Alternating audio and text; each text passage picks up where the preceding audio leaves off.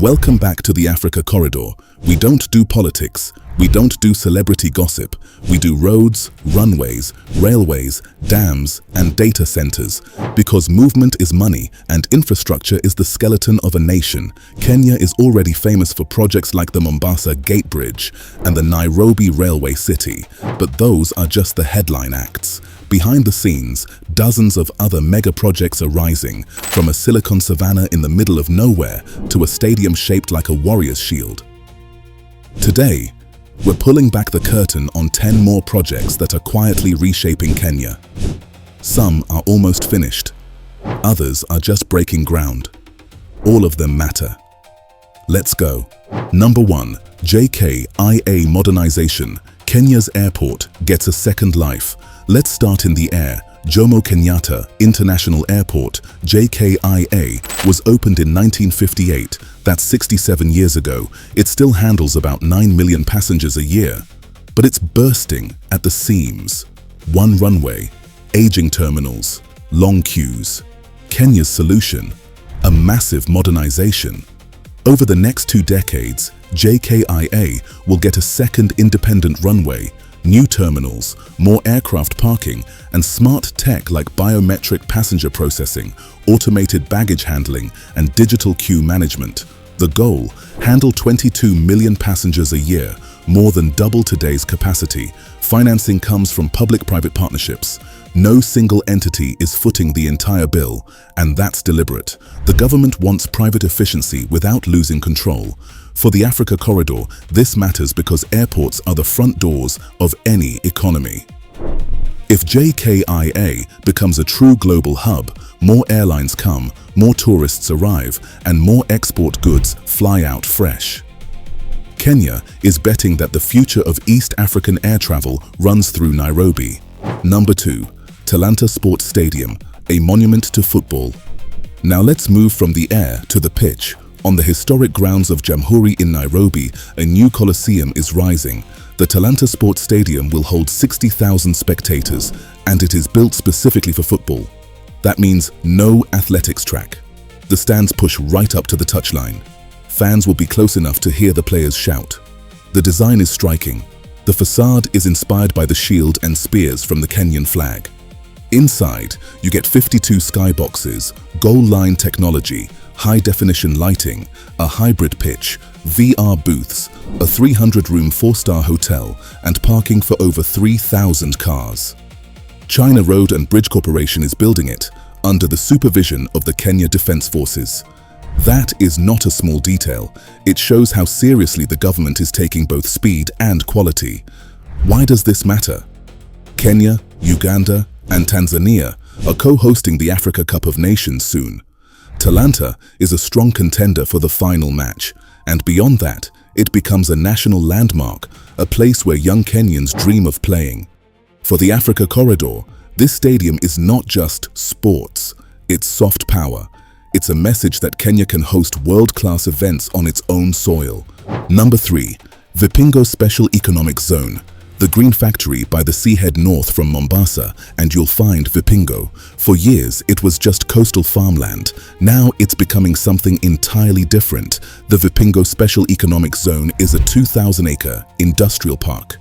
But it sits inside a much larger 10,000-acre development zone. The goal is simple: create a world-class, eco-friendly manufacturing hub that runs on green energy. Here's what makes it smart. The zone will have its own desalination plant, producing 3 million liters of fresh water every day. That's huge for a coastal area that often struggles with water supply.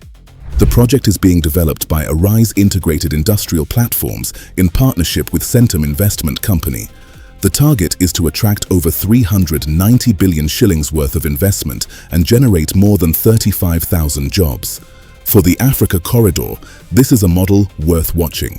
Instead of building polluting factories that rely on diesel, Vipingo is designed to be sustainable from day one. If it works, it could become a template for industrial zones across Africa. Number 4. SGR Extension, the railway that unlocks Uganda. Kenya's standard gauge railway currently stops at Naivasha, but the plan has always been to go further, all the way to the Ugandan border at Malaba and eventually to Kampala. The Naivasha-Kisumu-Malaba extension is the next phase. It will connect Kenya's industrial heartland to Lake Victoria and then to Uganda. That means cargo can move from Mombasa port to Uganda by rail, not by truck, dramatically lowering transport costs. The government is currently in talks with local landowners about compensation and resettlement. That's often the slowest part of any infrastructure project, but it's also the most important.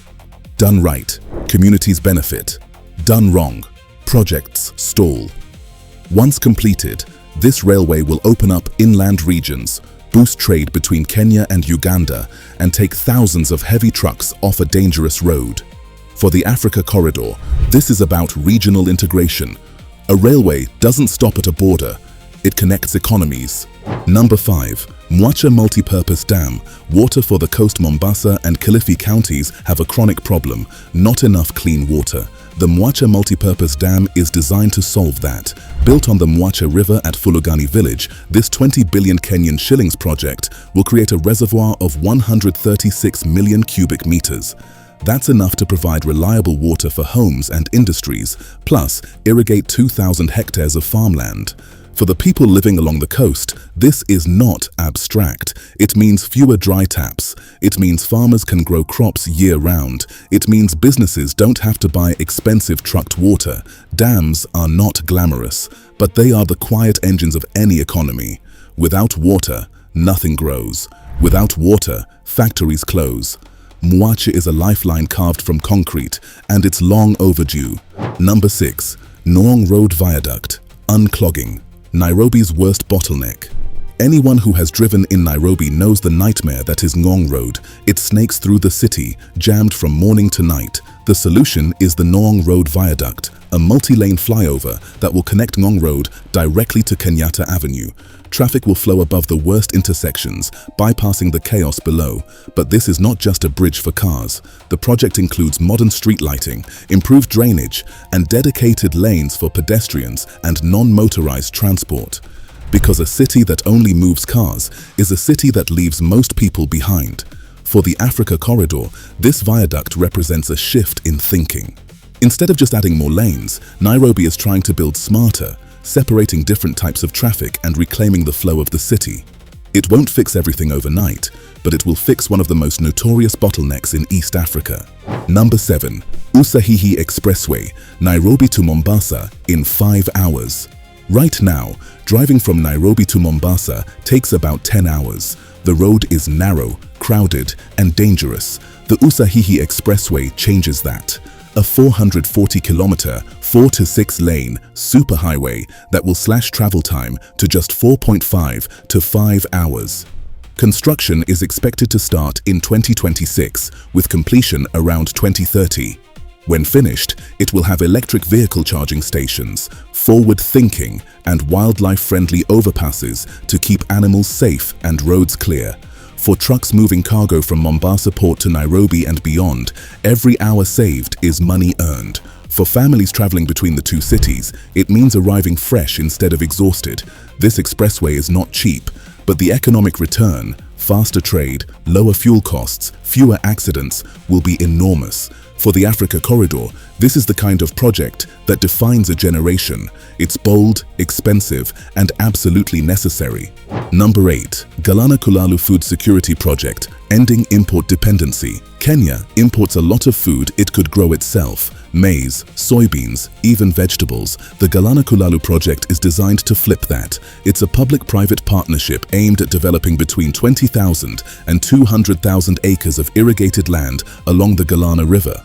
The plan includes a 450 million-litre reservoir and a 20 million-litre output canal. On just the first 10,000 acres, the project expects to produce more than 45,000 bags of maize per season. That's not a small addition, that's a meaningful dent in Kenya's food deficit. Modern farming technology, drip irrigation, and better seeds are all part of the package.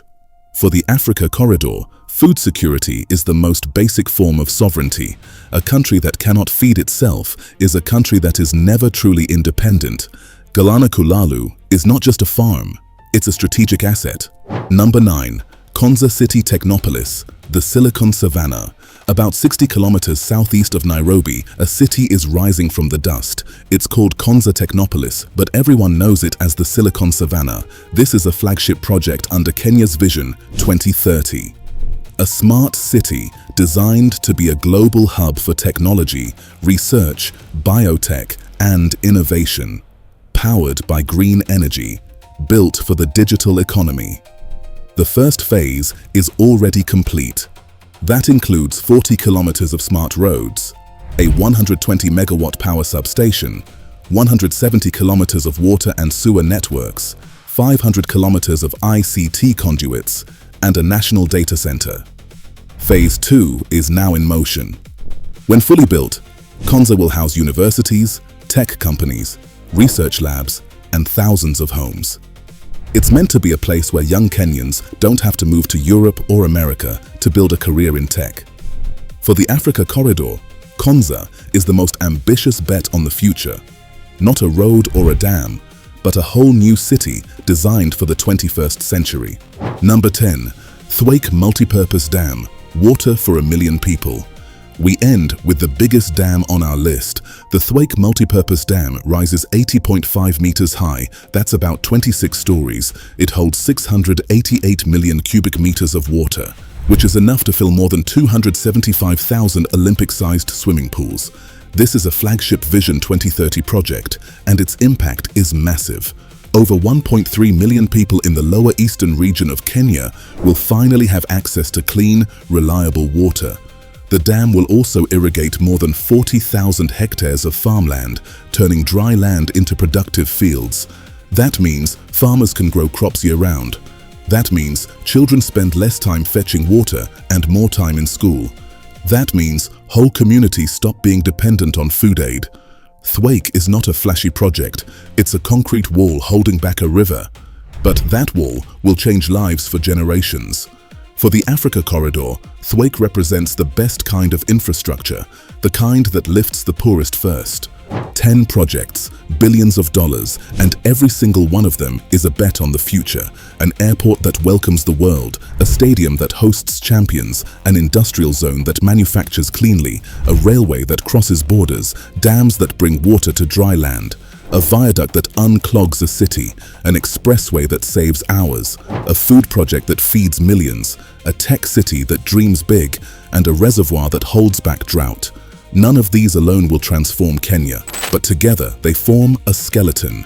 On that skeleton, you build jobs, you build businesses, you build a future where Kenyans don't have to leave home to find opportunity. At the Africa Corridor, we don't just track projects. We track the connections between them, because a runway without roads is useless, a stadium without power is dark, a dam without pipes is just a lake. Kenya is building. The question is not whether it will finish. The question is whether the rest of the world is paying attention. Let me know in the comments, which of these 10 projects excites you the most, and if you care about how Africa actually moves, not the headlines, but the real steel and concrete. Subscribe to the Africa Corridor. We'll see you on the next route.